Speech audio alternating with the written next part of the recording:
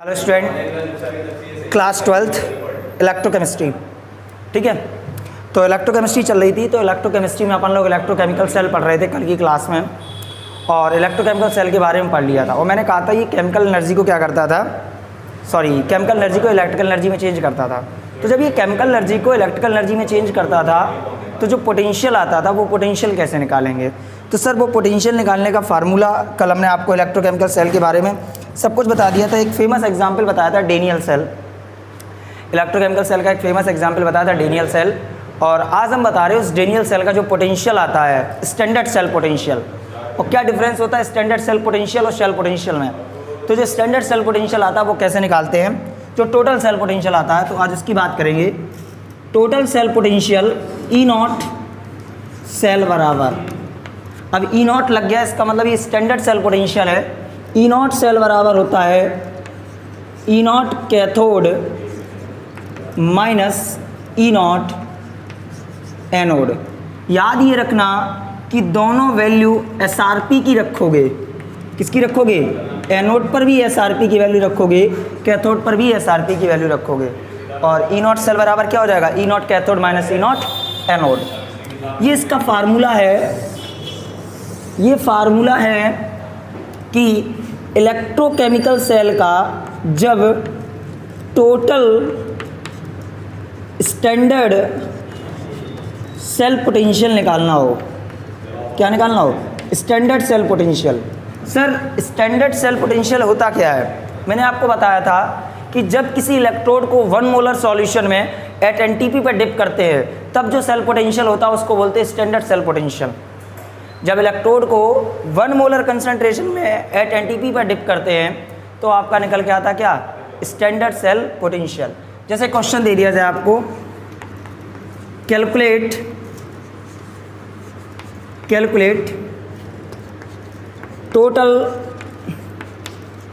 Total standard cell potential of Daniell cell given that आपको दिया गया है, क्या दिया गया है, Zn solid Cu+2 aqueous gives Zn+2 aqueous और Cu सॉलिड, ये दिया गया है। और साथ में दिया गया है ई नॉट Zn से Zn+2 0.76 वोल्ट और ई नॉट Cu+2 से Cu 0.34 वोल्ट। ठीक है, ये आपको दिया गया है। चलिए इसका हमें टोटल स्टैंडर्ड सेल पोटेंशियल निकालना है।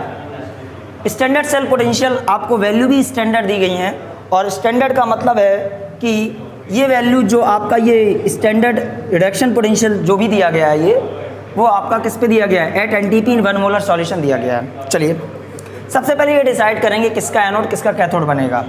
देखो एक तरीका होता है रिएक्शन से चेक करने का किसका एनोड किसका कैथोड है, दूसरा तरीका होता है ये जो वैल्यू दी जाती हैं इन वैल्यू को देखकर। तो अगर हम इस तरीके से देखें तो Zn का ऑक्सीडेशन हो रहा है और कॉपर का रिडक्शन हो रहा है। जब ऑक्सीडेशन होता है तो आपका एनोड होता है, रिडक्शन होता है तो क्या होता है, कैथोड होता है। इसका मतलब जिंक का एनोड और कॉपर का कैथोड बनेगा। अच्छा, यहाँ से कभी कभी अगर डाउट हो जाए और बाय द वे ये रिएक्शन आपको ना दी जाए, सीधे डेनियल सेल दे दिया जाए और उसके बाद ये वैल्यू दे देता, ये वाली वैल्यू, और आपसे पूछता कि calculate total standard cell potential, तो कैसे निकालते, तब आप ये जो वैल्यू दी गई हैं इन वैल्यू को देखते। लेकिन इन वैल्यू को देखने से पहले मैंने आपको एक तरीका बताया था कि जिसका एसआरपी स्टैंडर्ड रिडक्शन पोटेंशियल, जिसका एसआरपी ज़्यादा होगा, जिसका स्टैंडर्ड रिडक्शन पोटेंशियल ज़्यादा होगा उसका बनाएंगे क्या, उसका बनाएंगे कैथोड, और जिसका एसआरपी कम होगा उसका बनाएंगे एनोड। क्या बनाएंगे, एनोड। अच्छा पहले तुम ये चेक कर लें जो हमें वैल्यू दी गई है क्या वो एसआरपी ही दिया गया है, सही बात है। तो आप देखो जब लेफ़्ट टू राइट आप जा रहे हो, जब आप लेफ़्ट टू राइट जा रहे हो तो ऑक्सीडेशन नंबर इंक्रीज कर रहा है। जब आप लेफ्ट टू राइट जा रहे हो तो ऑक्सीडेशन नंबर इंक्रीज कर रहा है, और जब ऑक्सीडेशन नंबर इंक्रीज करता है इट्स मीन ये ऑक्सीडेशन है। ये आपको एसआरपी नहीं दिया गया, ये क्या दिया गया है, एसओपी दिया गया है। तो मैंने आपको बताया था SRP equal to minus SOP, SRP equal to minus SOP. तो अगर इसकी एसआरपी लिखना चाहें तो कैसे लिखेंगे, E not Z plus two से Z. Sir E not Z plus two से जेड, ये आपका क्या हो गया, रिडक्शन। इसका मतलब ये नॉट लगा है ई के साथ, इसका मतलब ये एसआरपी दिया गया है, तो यहाँ माइनस साइन से मल्टीप्लाई कर दो, माइनस 0.76 वोल्ट। चलो ये एसआरपी बन गया। इसको चेक करते ये एसआरपी है कि SOP. Sir left to right गए, ऑक्सीडेशन नंबर कम हो गया, इट्स मीन ये क्या है, एसओपी है। क्या है, सॉरी एसआरपी है। लेफ्ट टू राइट गए, ऑक्सीडेशन नंबर कम कर गया, ये क्या है, एसआरपी है। तो अब ये क्लियर हो गया कि ये भी एसआरपी है, ये भी एसआरपी है। अब वैल्यू देखो, वैल्यू देखोगे तो ये माइनस 0.76 है और 0.34 है, तो माइनस 0.76 कम होता है कि 0.34 ज़्यादा होता है। सर 0.34 ज़्यादा होता है, माइनस 0.76 कम होता है। तो हमने आपको बताया था जिसकी एसआरपी की वैल्यू ज़्यादा होती है उसका क्या बनाते हैं, कैथोड, और जिसकी एसआरपी की वैल्यू कम होती है उसका क्या बनाते हैं, एनोड। अब फार्मूला लगा दो, क्या लगाओगे, फार्मूला लगाएंगे ई नॉट सेल बराबर, ई नॉट सेल बराबर क्या है, ई नॉट कैथोड, कैथोड ये है, एसआरपी की वैल्यू है, चेक कर ली है तो वैल्यू रखेंगे 0.34। ई नॉट एनोड, एनोड ये है, एसआरपी की वैल्यू है, माइनस है तो माइनस माइनस प्लस हो जाएगा 0.76, इट्स मीन 1.10 वोल्ट। इसका मतलब क्या हुआ कि डेनियल सेल का, सही है क्या, हाँ सही है। इसका मतलब ये हुआ कि डेनियल सेल का जो स्टैंडर्ड सेल पोटेंशियल होता है, स्टैंडर्ड सेल पोटेंशियल का मतलब क्या है कि दोनों इलेक्ट्रोड कॉपर और जिंक, दोनों इलेक्ट्रोड जिस सॉल्यूशन में डिप हैं उस सॉल्यूशन की कंसंट्रेशन 1 मोलर है और वो एनटीपी पर है, तभी ये क्या निकला है, स्टैंडर्ड सेल पोटेंशियल। और कितना होता है, 1.10 वोल्ट। बात समझ में आई? तो इसको एक सेकंड में देखेंगे, ठीक, चलिए। अच्छा अब क्या है, आगे बात क्या है, आगे ये सर कि मान लो आपको उसने क्वेश्चन में दे दिया कि मैंने जो जिंक है उसको मैंने 0.1 मोलर में डिप किया है और जो कॉपर है उसको 2 मोलर में डिप किया है, तो क्या सर हम इस फार्मूले से उसका सेल पोटेंशियल निकाल सकते हैं? बिल्कुल नहीं निकाल सकते। अगर कंसंट्रेशन 1 मोलर से कम है या कंसंट्रेशन 1 मोलर से ज़्यादा है, ध्यान से सुनना, अगर कंसंट्रेशन 1 मोलर से कम है या कंसंट्रेशन 1 मोलर से ज़्यादा है, टेम्परेचर एनटीपी से कम है या एनटीपी से ज़्यादा है, ध्यान से सुनना, हम क्या बोल रहे हैं, अगर जो इलेक्ट्रोड डिप किए गए हैं उन इलेक्ट्रोडों की कंसंट्रेशन जिस सॉल्यूशन में डिप किए गए हैं उनकी कंसंट्रेशन 1 मोलर से कम है या 1 मोलर से ज़्यादा है, टेम्परेचर एनटीपी से कम है या एनटीपी से ज़्यादा है, तब सेल पोटेंशियल इस फार्मूले से नहीं निकालते हैं। तो सर इस फार्मूले से सेल पोटेंशियल कब निकालते हैं, जब जो इलेक्ट्रोड डिप किए गए हैं उन जिस सॉल्यूशन में डिप किए गए हैं उस सॉल्यूशन की कंसंट्रेशन 1 मोलर होनी चाहिए और वो एनटीपी पर होने चाहिए। तो सर हमें ये बताओ कि अगर मान लो 1 मोलर से कम है या 1 मोलर से ज़्यादा है, टेम्परेचर एनटीपी से कम है या एनटीपी से ज़्यादा है, तो हम कैसे निकालेंगे? तो उसके लिए हम नहीं बता रहे, नस्ट ने एक इक्वेशन दी थी जिसको नस्ट इक्वेशन बोलते हैं, उसके बारे में बताने जा रहे हैं। देखिए नस्ट इक्वेशन के बारे में,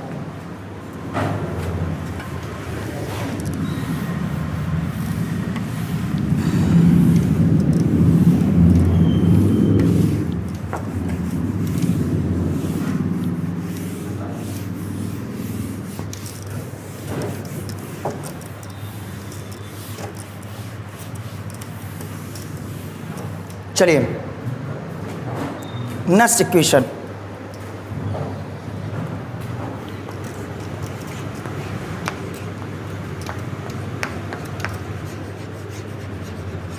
बहुत ही अच्छा आर्टिकल है नेक्स्ट इक्वेशन। पहली बात ये जानो नेक्स्ट इक्वेशन दी क्यों गई है। सर नेक्स्ट इक्वेशन दी गई है फॉर द कैलकुलेशन ऑफ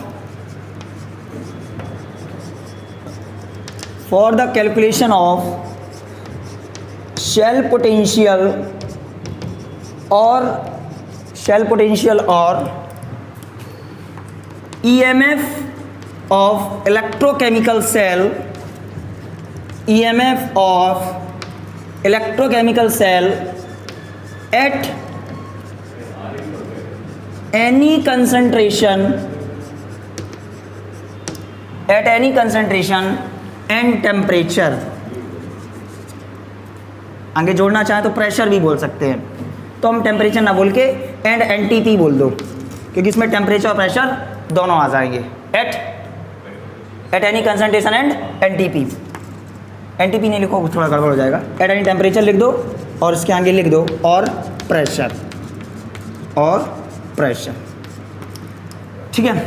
चलो, तो नस्ट इक्वेशन हम बता रहे हैं।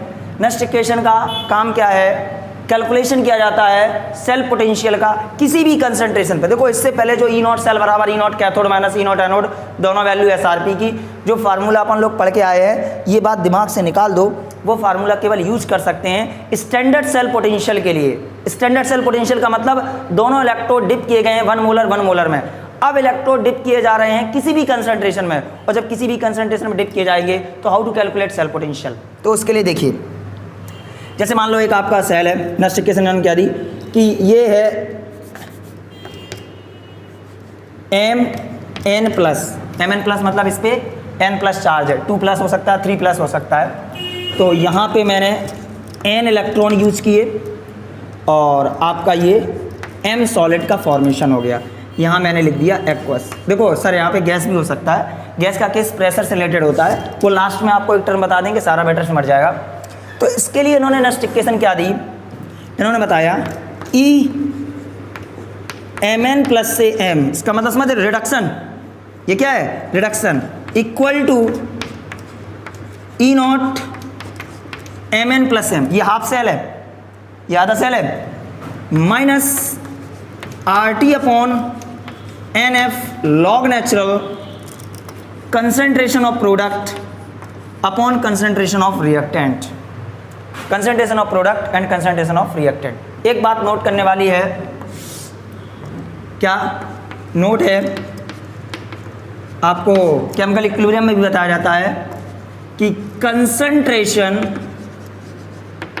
Concentration of any solid is always unit. कितनी होती है? यूनिट। किसी भी सॉलिड की कंसंट्रेशन हमेशा क्या होती है? यूनिट। चलिए, ये इन्होंने नस्ट इक्वेशन दी, तो यहाँ पे log natural concentration of product upon concentration of reactant की जगह क्या लिख सकते हैं? प्रोडक्ट में M सॉलिड है, M सॉलिड की कंसंट्रेशन कितनी हो जाएगी? 1, क्योंकि ये सॉलिड है, upon concentration of Mn plus, ये बन के तैयार हो गई हाफ सेल के लिए नस्ट इक्वेशन। अच्छा सर, ये तो इन्होंने एक फॉर्म दिया, अब हम फुल सेल के लिए एक नस्ट इक्वेशन बता रहे हैं कि फुल सेल के लिए नस्ट इक्वेशन कैसे निकालेंगे। देखो, हमने आपसे क्या बोला है कि eight any concentration at any temperature. देखो, यहाँ पे जो भी कंसंट्रेशन होगी पुट कर देंगे, जो टेम्परेचर होगा यहाँ पुट कर देंगे, समझ रहे हो? तो आपकी नस्ट इक्वेशन से यहाँ पे E निकल आएगा। और E0 की बात करो सर, तो E0 तो स्टैंडर्ड वैल्यू है, स्टैंडर्ड वैल्यू ऑलरेडी गिवन होती हैं। कैसे होती है? गिवन होती है। तो अब हम लोग सीखने जा रहे हैं कि डेनियल सेल के लिए, प्रूव करने जा रहे हैं कि डेनियल सेल के लिए टोटल सेल पोटेंशियल निकालने का फार्मूला क्या निकलेगा। चलो देखते हैं। देखो, ये नोट हो गया एक सेकंड में। चलो,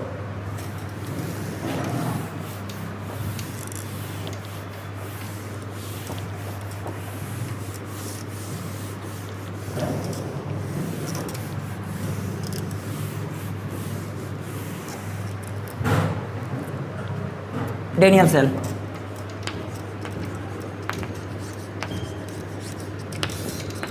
डेनियल सेल बोले तो जिंक और कॉपर का कपल, जिंक का एनोड और कॉपर का कैथोड। कंफर्म? ठीक। दूसरी बात, देखो आपको पता है एनोड पर ऑक्सीडेशन होता है, कैथोड पर रिडक्शन होता है, बिल्कुल सही बात है। तो अगर हम लिखें half cell reaction at cathode, cathode पर हाफ सेल रिएक्शन क्या है? तो Cu+2 2 इलेक्ट्रॉन लेके Cu सॉलिड। एक बार बताओ, सर आप कैसे डिसाइड कर ले, तो ये Cu+2 ही है, ये Cu+ क्यों नहीं है? सर ये डिसाइड किया जाता है, नीचे जो E0 स्टैंडर्ड वैल्यू दी जाती हैं, E0 Cu+2 से Cu दे रहा है या उसका इलेक्ट्रोलाइट कैसा है, ये सारी चीज़ें देख के जैसे क्वेश्चन में आएगा तब आपको बताएंगे। Cu+2 से Cu 2 इलेक्ट्रॉन Cu सॉलिड। अगर इसके लिए नस्ट इक्वेशन लिखो हाफ सेल के लिए, तो इस हाफ सेल के लिए नस्ट इक्वेशन क्या हो जाएगी, E Cu+2 से Cu equal to E0 Cu+2 से Cu minus RT/NF log natural concentration of product solid की concentration 1 upon concentration of reactant Cu+2 की concentration, equation number first. Next है half cell reaction at anode. Anode पर होता oxidation है, लेकिन आप एक बार बताओ E0 सेल निकालने का फार्मूला क्या था? E0 cathode minus E0 anode था, और दोनों वैल्यू किसकी लेते थे? रिडक्शन की लेते थे। तो एनोड पर होता ऑक्सीडेशन है, लेकिन हम वैल्यू किसकी लेते हैं? रिडक्शन की, इसलिए रिएक्शन भी किसकी लिखेंगे? रिडक्शन की। तो क्या हो जाएगा, Zn+2 2 इलेक्ट्रॉन लेके क्या बना देगा, Zn, this solid and this aqueous. तो आपका क्या आ जाएगा, E Zn+2 से Zn, E0 Zn+2 से Zn minus RT/NF log natural concentration of product की 1 सॉलिड है upon concentration of reactant Zn+2 reaction second number. Sir E0 cell निकालने का फार्मूला क्या है? E0 cathode minus E0 anode.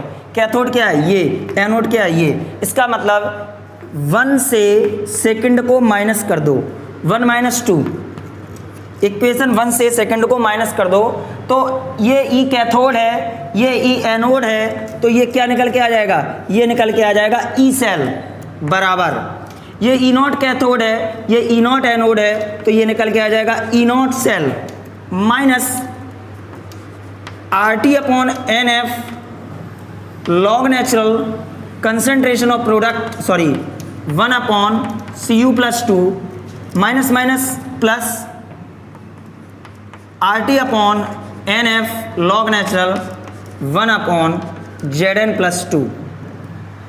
ठीक है, फिर इसके बाद देखिए E सेल बराबर E0 cell minus RT/NF common ले लिया, क्या बचेगा, लॉग नेचुरल 1/Cu+2 माइनस